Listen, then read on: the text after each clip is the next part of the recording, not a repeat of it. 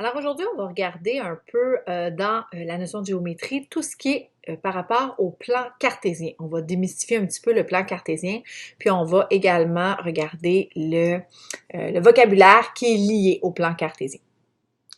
Donc, le plan cartésien, en fait, ça correspond à cet outil-ci. OK?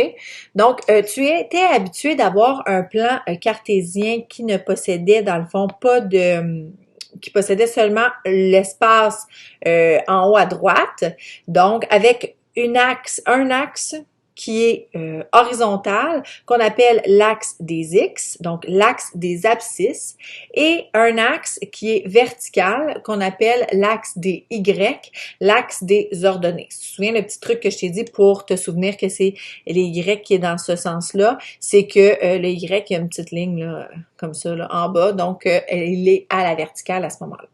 OK? Donc, l'axe des X et l'axe des Y, ce sont deux axes qui se croisent de façon perpendiculaire et qui forment un plan cartésien. Comme tu peux voir, à chaque bout, j'ai mis une flèche pour t'indiquer que le plan cartésien pourrait se poursuivre à l'infini. En fait, là, c'est deux droites d'entier qui ont été croisées. On pourrait parler d'une droite d'entier à l'horizontale, puis on pourrait parler même d'un thermomètre à la verticale, si tu veux, qu'on a croisé ensemble pour tout simplement créer le plan cartésien. Le plan cartésien, en fait, le plan cartésien, il est disposé en 4 cadrans. OK? Le premier cadran, c'est le cadran que tu as utilisé quand tu étais plus jeune.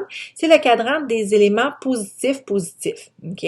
Donc, ici, dans le fond, si j'écrivais les valeurs de cet axe-là, j'écrirais 1, 2, 3, 4, 5, 6. OK? Donc, c'est une valeur positive. Et sur l'axe vertical, je ferai la même chose. 1, 2, 3, 4, 5, bon, 6, etc. Je ferai continuer. OK? Donc, si j'ai à disposer d'un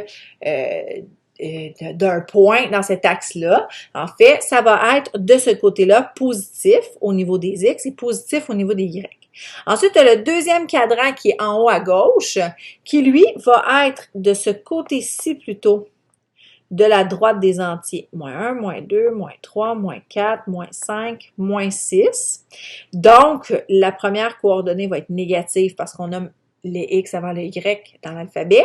Et la deuxième coordonnée va demeurer positive.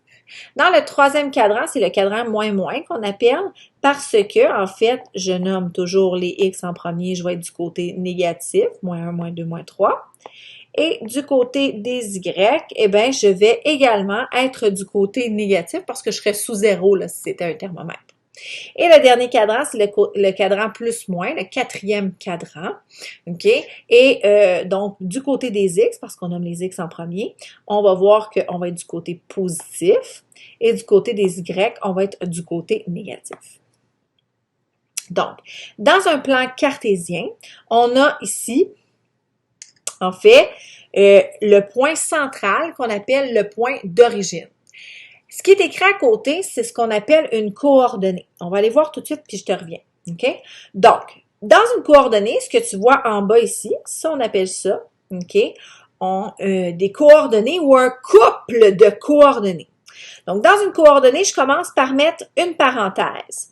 Ensuite, je nomme la première coordonnée qui est la coordonnée des X. Donc, c'est la coordonnée, si je retourne en arrière, qui va être sur cet axe-là ici. Donc, c'est elle que je nomme en premier. OK? Il faut se doter d'un système, sinon ça ne fonctionnera pas. Et ensuite, la seconde coordonnée, OK? Ça va être la coordonnée qui est ici, la deuxième, que je sépare par une virgule, et celle-là, ça va être la coordonnée des Y, que je vais nommer en deuxième lieu. D'accord? Donc, quand on est au point d'origine, ben, c'est 0 pour les X et 0 pour les Y, tout simplement. C'est pour ça que le couple de coordonnées de ce qu'on appelle l'origine du plan cartésien, c'est 0,0 entre parenthèses. C'est aussi pour ça que le cadran ici, c'est le cadran plus. C'est la même raison pour laquelle le deuxième cadran, c'est un moins plus, le troisième, c'est un moins et le quatrième, c'est un plus moins. OK? On va aller regarder un petit peu ce que ça donne. Alors, supposons que j'ai une coordonnée, la coordonnée avec le petit point ici que tu vois, d'accord? Alors, du côté des X, je suis à 1, 2, 3, 4, 5, 6. Donc, on peut voir que je suis à 3. OK? Parfait. Du côté des Y, 5, on peut voir que je suis à 2. OK? Si je relie ces deux points-là, ces deux lignes-là ensemble, l'endroit où ils se croisent, c'est l'endroit où il y a mon point qui est déposé. Et ça va être donc la coordonnée. Je nomme mon X en premier, 3. Je nomme mon Y par la suite, 2. Hop, hop, je mets des parenthèses. Et effectivement, ma coordonnée dans le premier cadran, donc les deux variables qui sont là, sont positives. D'accord?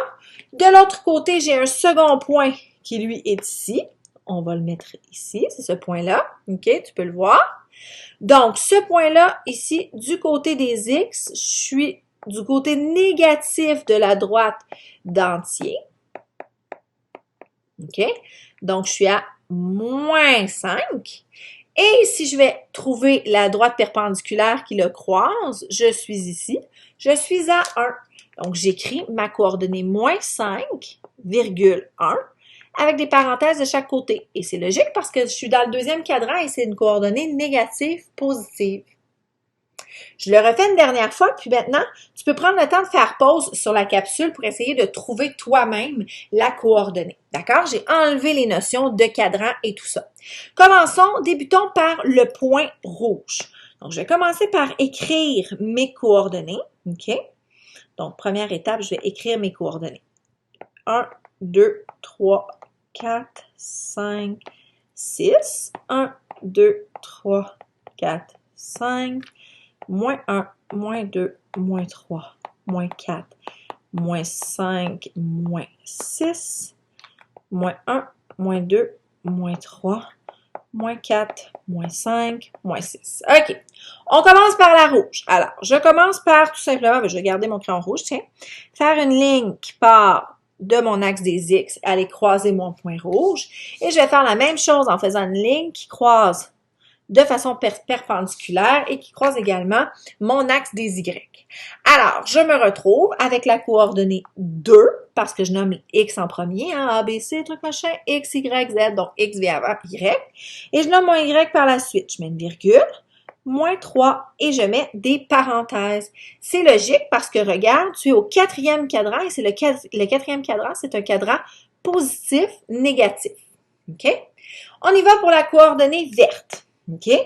J'y vais par rapport à l'axe des X. Je fais ma ligne de l'axe des X jusqu'à ma coordonnée. Et ensuite, je le fais de l'axe des Y jusqu'à ma coordonnée. Donc, je me retrouve avec, au niveau des X, moins 2. Au niveau des Y, moins 4. Je mets mes parenthèses. Donc, je suis du côté gauche de l'axe des X, c'est normal que ce soit négatif. Puis, je suis en bas de mon thermomètre pour l'axe des Y, donc c'est normal que je sois négatif également. C'est logique parce qu'ici, on est dans le cadran moins, moins. Ensuite, on y va pour le point jaune. Le point jaune est un petit peu plus tricky. Il nous joue des tours. Donc, au niveau de l'axe des X, lorsque je veux faire ma ligne, eh bien, je suis ici sur la ligne. Et au niveau de l'axe des Y, je suis là tout simplement. Donc, au niveau de l'axe des X, ben, ce que je croise ici, c'est le point d'origine, donc c'est 0. Et au niveau de l'axe des Y, eh bien, je suis à 5. Donc, ici, puisque je suis sur la ligne des ordonnées, je vais seulement avoir une valeur d'ordonnée et je n'aurai pas de valeur au niveau de l'axe des X ou l'axe des abscisses. Donc, ma coordonnée sera 0,5. En sixième année, tu en as souvent des coordonnées comme ça. Et je me retrouve avec la même situation au niveau de l'axe des du point bleu. Donc, au niveau de l'axe des X, ici, je suis à 5. Au niveau de l'axe des Y, ben, je croise rien du tout. Donc, dans ce cas-ci, je vais être à 5,0. OK?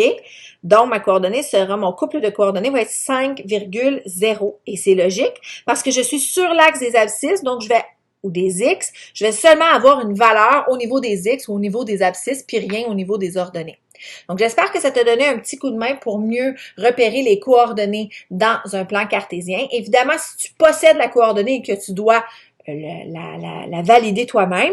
Ce que je te conseille de faire, c'est tout simplement de faire une ligne à partir de ta coordonnée et puis tu vas réussir à trouver le point, l'endroit où les deux droites se croisent. Par exemple, si je te mets la coordonnée, je sais-tu, moi, moins 3, 3.